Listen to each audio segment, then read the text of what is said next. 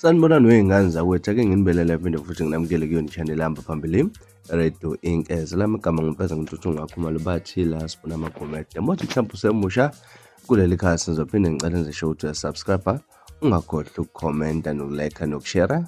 Okuyikhona okukhulu kunakho konke. Wey'ngane zakwethu, udidekile umndeni owesilithu othi uqale ngokuthola imiyalezo ubuvela kumuntu ongamazi ekhasini ku-Facebook obukade ubazisa ngokubulawa kwendodana yawo. Umnumzane Inhlakanipho Ngcobo othe-ke bathole ngomlayezo ku-Facebook ngesonto ubuvela kumuntu ongaziwa ngokubulawa kwamfowabo umnumzane Ntuthuko Erasmus Dladla beneminyaka engu-36. Utshela bezindaba okuyisolezo ukuthi umfowabo ubebemgcine ephumile kukhona lapho ebekade ephuthuma khona. Uthe umufi ubekade ehlala eSeaview eThekwini. Uthe ngokuhamba kosuku bathola umlayezo ubatshela ukuthi-ke mabaphuthume emakhazeni ngoba lo muntu abamlindele ngeke sabuya ngoba kasekho emhlabeni. Uthe-ke baye kombheka emakhazeni kahulumeni asePantown bafica isidumbu sakhe. Ibuhlungu kakhulu indlela abulawe ngaye.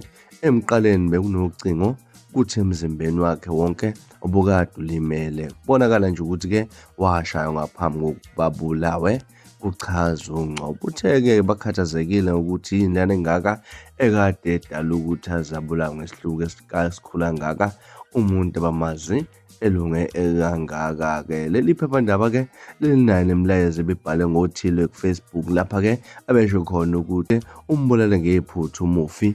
Umlalezo wokuqala uthole umfowabo kamufi ufunde kanjena. Lo mfowethu onomzimba one-afro futhi omfushane ngesikhathi ubememeza uShembe, mina angimazi, hambani mfune emakhazeni niphinde niye nasho esiteshini samaphoyisa aseBrighton Beach.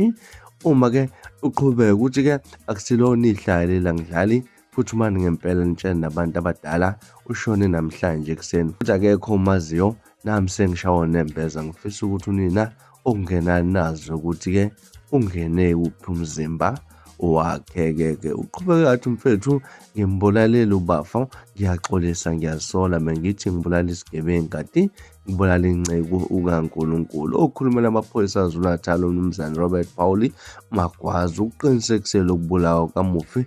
Uthe amaphoyisa aseBrighton Beach aphenye icala lokubulawa wesilisa esigamekweni esenzeke ku-Edward Swelsey.